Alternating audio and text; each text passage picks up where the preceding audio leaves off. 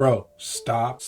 Like, just stop with the new Superman hate, all right? Can we just slow down for a minute? Can we just take a break? Can we, like, go outside for a cigarette, take a few sniffs of fresh air and some grass, and come back and just stop, all right? I'm tired of this. And I know for a fact that most people that are looking at the new Superman trailers by James Gunn have been excited. Most of us, outside of the first initial trailer, have been like, bro, this is kind of like cool. Like, I would like to see anything Superman related just out on screen, and I'm happy. But then you got like this pocket of fucking Snyder fans who keep coming out and trying to tell people how a superhero film was made.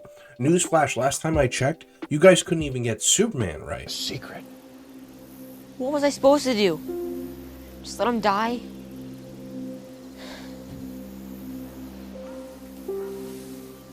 Maybe. You're allowed to like those films. You're allowed to say, Zack Snyder does a really good job with cinematography.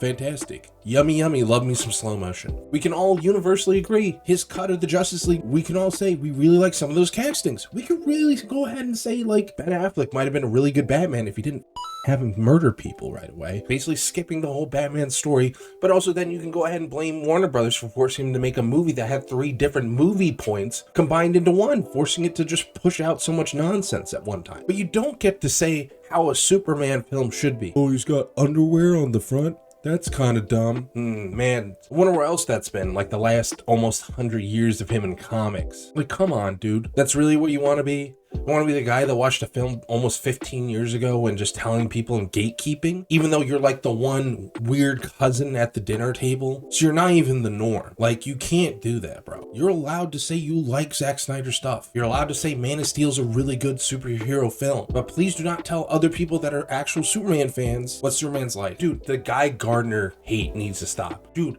Guy Gardner is peak. If anyone's read the comics, homie in New 52 runs was wielding not only just a red lantern ring sometimes, but sometimes was wielding both. Homie was literally the epitome of peak. He is great.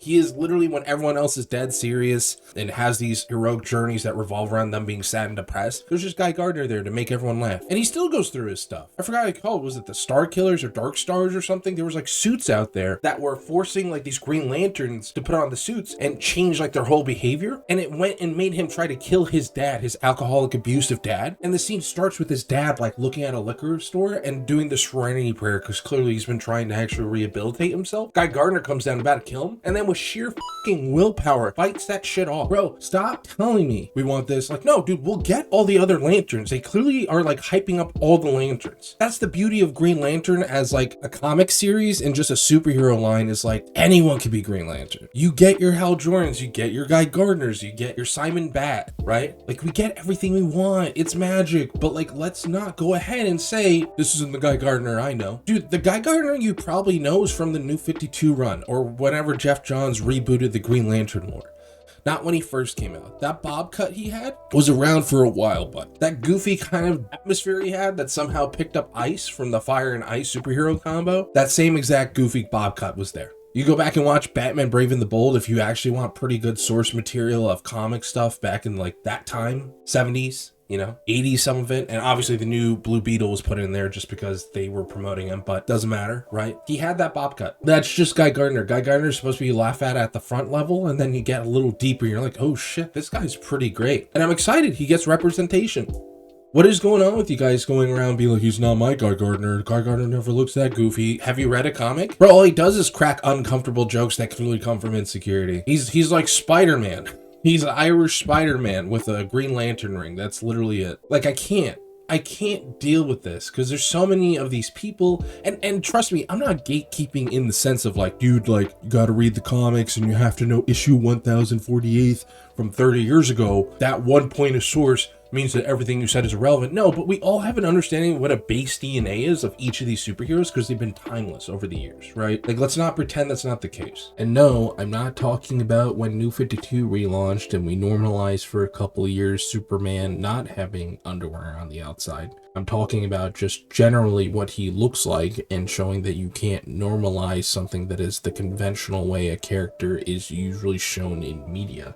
So when I get told Superman's dumb for wearing underwear on the outside, I kind of discredit you and say you're probably not a Superman fan. When you tell me Guy Gardner has never looks so goofy in his life, I discredit you as a Guy Gardner fan. When you go ahead and you tell me this looks dumb, I have no idea like why Crypto is in here, right? When did Superman have a dog? I discredit you because I do think that, right? Like that's insane. People are trying to have fun and you're ruining it for everyone. Why would you do that? Why would you, as a Zack Snyder fan, post like 1,000 times, release a new Snyder cut, bring back the Snyderverse? You guys only liked Ben Affleck, Gal Gadot, and Superman. You guys said nothing about anyone else. And if you're talking about Aquaman, I saw what his second film did. So clearly it didn't stay along of Aquaman, bro. Okay?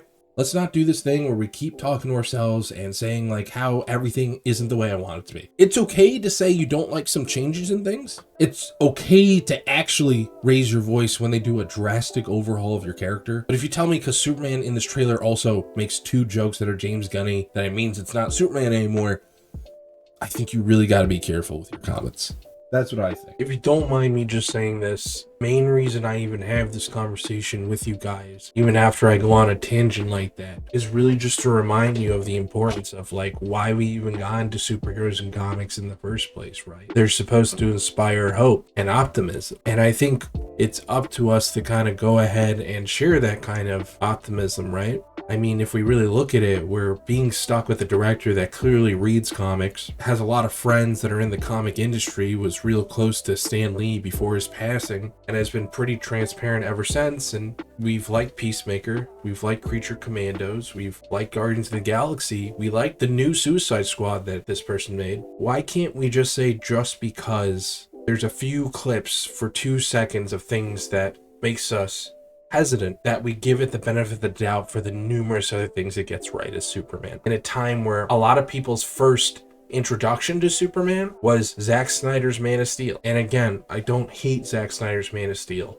as a movie, but it really misunderstood what it meant to be Superman, which is to bring hope, which is to be his villains and his rogue gallery psychologically are a great anti-reflection of this character who was raised with nothing but the best virtues by a loving family. And so his villains, not understanding that some people are just good, never trust that Superman has the best of interest, because when they put a mirror up to themselves, they say, if I had those powers, I couldn't do those kind of things out of the kindness of my heart. And that's the message I'm getting from this Superman film, is that it's about hope, it's about the enjoyment and the comic book fun that you get from an adventure. There might be things that we have reservations on, but I think it's our ability to hope, just like the hero does, that will keep us from jumping the gun. And I do hope that even if you don't go see the movie, we wish it the best, because it's going to be some children's and adults and even people in between that age groups